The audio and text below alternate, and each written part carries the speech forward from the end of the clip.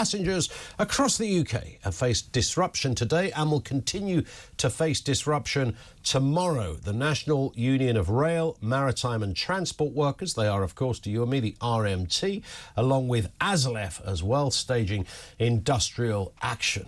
Members of ASLEF, the Train Drivers Union, have walked out today and will refuse to work overtime on Saturday. There are no trains. It was chaos and carnage coming in for me today. Then the M25 went skew-if at the same time. So it was trebles all round in the transport department. Up to 20,000 RMT union members at 14 operators will also strike on Saturday as part of that long-running dispute over pay. These strikes are expected to throw travel plans in ultimate chaos, and particularly this weekend. It's the last weekend before the schools go back. It's also going to be a sunny weekend as well, so this is real disruption. It's not just the trains. September and October will be bad months for NHS strikers as well. That's about to collapse again. Consultants have already announced plans to walk out on a 48-hour strike from the 19th of this month. They'll be joined by junior colleagues on the 20th. Junior doctors will then continue their strike on September the 21st and the 22nd.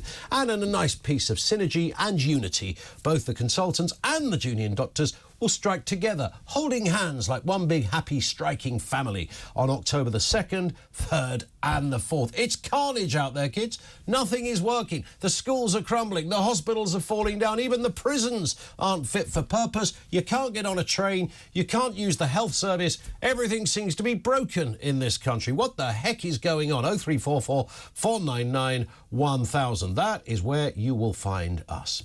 Let's get some detail then on this story and more from James Price, former government advisor to Nadhim Zahawi when he was at the Treasury and Department of Education as well. James, good afternoon to you. Thank you very much. What a cheery introduction. Yeah, I'm sorry about that. It wasn't meant to be like that. I'd written a couple of lines and then suddenly I got slightly carried away when you sort of build the insanity of the system we are currently living under. It's madness out there right now. It certainly is very difficult. And, you know, we've been through an awful lot of difficult times. COVID is obviously the big one. And the war in Ukraine means that energy is more expensive. That's less money that we can spend on everything else, and all these other problems in there. But of course, there's still an awful lot of what is it? Adam Smith, the man sat behind me, once said, "There's plenty of ruin in a nation." And I think that we have got the energies and talents in this country to be able to bounce back from some of these things. It's not a lack of ability, but there are a lot of structural issues that I think we need to work through, and we can go into some of the details on them if we're going to get some progress on some of these issues. Yeah. School closures as well. I mean, that was a bit of a curveball, which we only learnt about yesterday, around the buildings at 52 schools in England seem to be collapsing. I mean, there was no, when I say no notice of this, I mean, I'm sure somebody somewhere knew of a big file somewhere in the education department. Maybe you know that department well. What has gone on here? What's this down to? What's happening? It's difficult, isn't it? I mean, I think it's been this has been a problem for an awfully long time. You know, there are some fancy schools that have great old buildings, but they're built very nicely. Lots more that were chucked up a lot more cheaply, and we're finding that that's a big problem now with some of this concrete that could just collapse at any moment. I've been pretty critical of the Department for Education in lots of ways. Actually, the schools rebuilding program is really good. Lots more better, great schools now. They're fancy net zero ones, all kinds of nice interactive things in them. And actually, it's one of the few bits of kind of public procurement that works really well.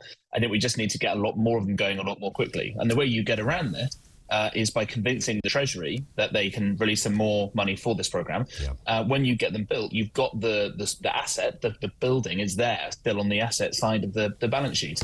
And that's, I think we can justify spending some more money on this, because the alternative, can you imagine the scale of tragedy if something were to go wrong in one of these schools? Oh, well, absolutely. And I heard earlier, and I was talking to Mike Graham about this, that was some of these buildings built to deliberately not last?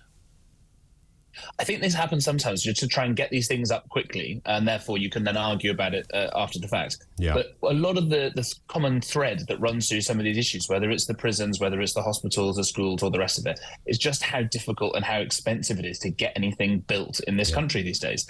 You know, an organisation called Britain Remade had an excellent piece on this, that it costs something like 4 times more in Britain to get infrastructure and things built than other places.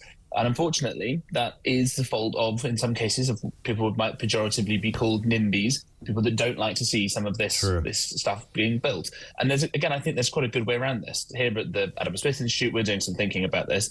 And if people are going to be negatively affected by getting new things built, whether it's houses, other kinds of rail infrastructure, things like that, then why don't we just pay them off for it? So, in France, where if you live near a nuclear power station, you get your energy paid for you. Maybe it's annoying to have all the building work going past you and all these things. You can get compensated for it. And I think we need to think creatively about how we actually break the logjam and get some stuff being built in this country again.